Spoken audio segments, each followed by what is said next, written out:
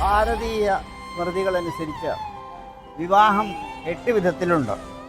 ബ്രാഹ്മം, ദൈവം, ആർഷം, പ്രാജാപത്യം എന്ന ആദ്യത്തെ 4 വിധം വിവാഹങ്ങൾ ബ്രാഹ്മണർക്ക് വിധിച്ചിട്ടുള്ളതാണ്.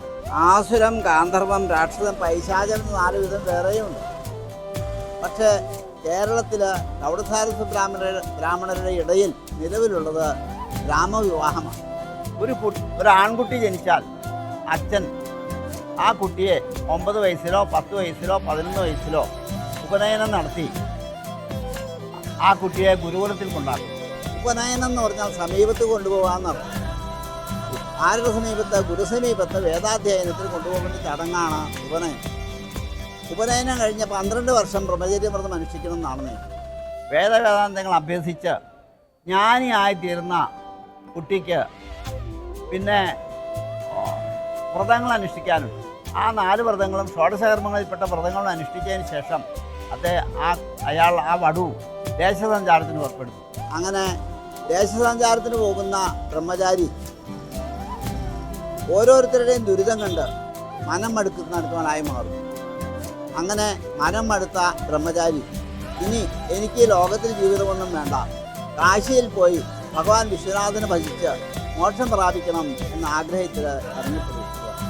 കമണ്ഡലവും ഓലക്കൊടിയും മുളവടിയുമായിട്ട് ഇറങ്ങിപ്പുറപ്പെടുക.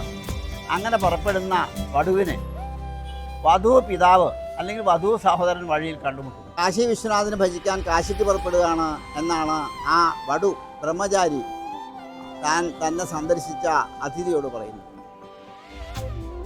അപ്പോൾ അദ്ദേഹം പറയും, നിങ്ങൾ ഗൃഹസ്ഥാശ്രമം കഴിയാണ്ട് നിങ്ങൾക്ക് മോക്ഷം ലഭിക്കില്ല. അതുകൊണ്ട് ഗൃഹസ്ഥാശ്രമം സ്വീകരിച്ച് ഈ ലോകത്തിൽ സുഖമായിട്ട് ജീവിച്ചതിന് ശേഷം മാത്രമേ സന്യാസത്തിന് അവകാശമുള്ളൂ എന്ന് പറയുന്നു.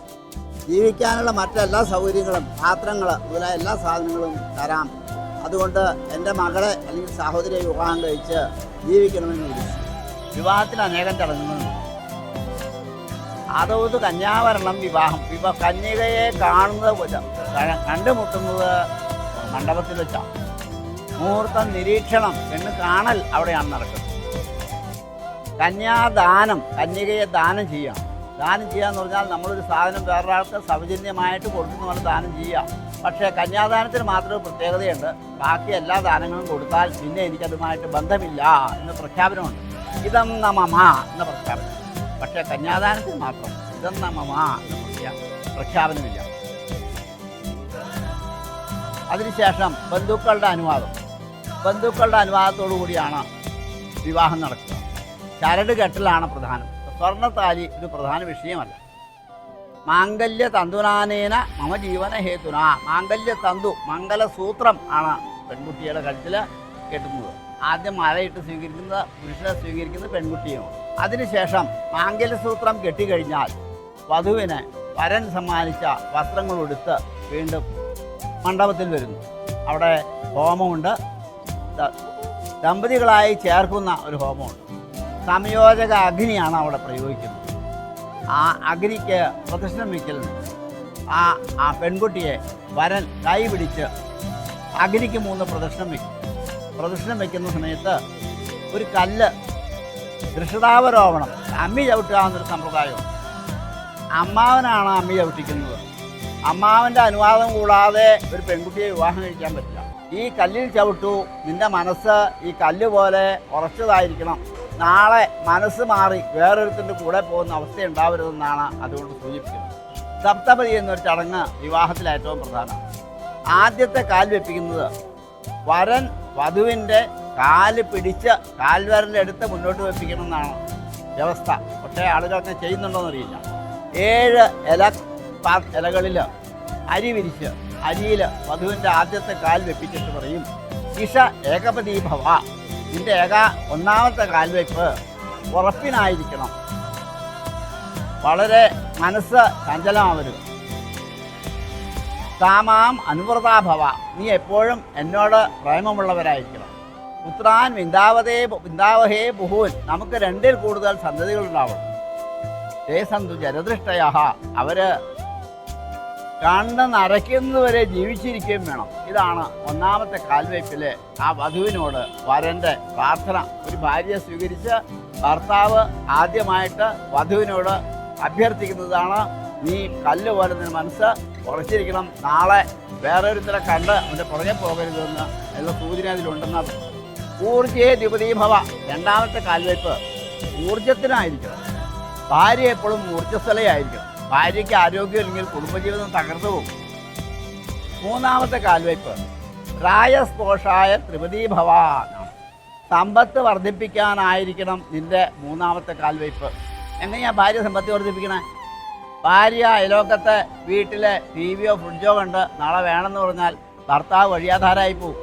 അപ്പോൾ രായസ്പോഷായ സമ്പത്ത് വർദ്ധിക്കണമെങ്കിൽ സ്ത്രീക്ക് നല്ല മനസ്സ് വേണം. അതാണ് മൂന്നാമത്തെ കാൽവയ്പിൻ്റെ നിർദ്ദേശം. മായോ ഭവ്യായ ചതുഷ്പതി ഭവ. നീ മായോ ഭവ്യായ, മറ്റുള്ളവർ വളരെ ഭവ്യമായിട്ട് വളരെ നന്നായിട്ട് പെരുമാറി ബാക്കിയുള്ളവരുടെ പ്രീതിക്ക് നീ പാത്രമാവണം എന്നാണ് നാലാമത്തെ കാൽവയ്പിൻ്റെ ലക്ഷ്യം.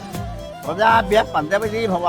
നിൻ്റെ അഞ്ചാമത്തെ കാൽവയ്പ് കുട്ടികൾക്ക് വേണ്ടിയായിരിക്കണം. കുട്ടികളെ നന്നായിട്ട് വളർത്താനായിരിക്കണം നിൻ്റെ അഞ്ചാമത്തെ കാൽവയ്പ്. അടുക്കളയുടെ കൺട്രോൾ, അടുക്കളയുടെ രാജ്ഞിയാണ് ഭാര്യ. അടുക്കളയിൽ എന്തുണ്ടാക്കണം എന്തുണ്ടാക്കണ്ട എന്ന് തീരുമാനിക്കുന്നത് സ്ത്രീയാണ്. അതുകൊണ്ട് നീ ഋതു അനുസരിച്ചുള്ള ഭക്ഷണങ്ങളെ തയ്യാറാക്കാൻ പാടും. അകാലത്തിലുണ്ടാകുന്ന ഭക്ഷണ സാധനങ്ങൾക്ക് ദോഷമുണ്ടാവും എന്നുള്ള സൂചിപ്പിക്കാനാണ് ഋതുഭ്യഷ്ടപ്രദീഭവ. ഇങ്ങനെയായാൽ എന്താ ഗുണം? സഖാ സപ്തപദീഭവ. ഏഴാമത്തെ കാൽവയ്പ് സഖിത്വത്തിന്, കൂട്ടുകെട്ടിനായിരിക്കും.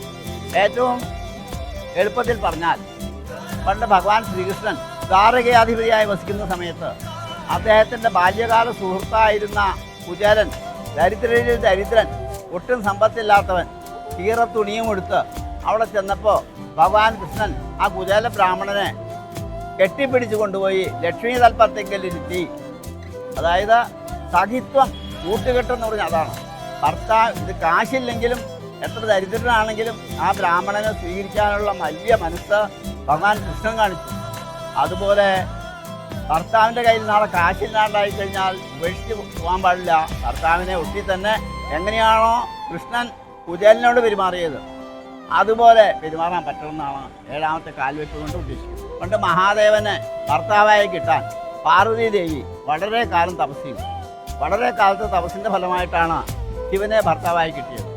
ശിവനെ ഭർത്താവായി കിട്ടി വിവാഹ സമയത്ത് പുരോഹിതൻ പറഞ്ഞു, ആ വധുവിൻ്റെ കാല് പിടിച്ച് മുന്നോട്ട് വയ്ക്കണം. അപ്പോൾ മഹാദേവന് വലിയ കഷ്ടം തോന്നി. ഈ പെണ്ണ് എന്നെ ഭർത്താവായി കിട്ടാൻ എത്ര കാലം എൻ്റെ പുറകെ നടന്നതാ, ഇപ്പോൾ ഞാൻ അവളുടെ കാല് പിടിക്കേണ്ടി വന്നല്ലോ എന്ന് മഹാദേവൻ ചിന്തിക്കുന്നതായിട്ട് ശിവപുരാണം ഉദ്ഘോഷിക്കുന്നു.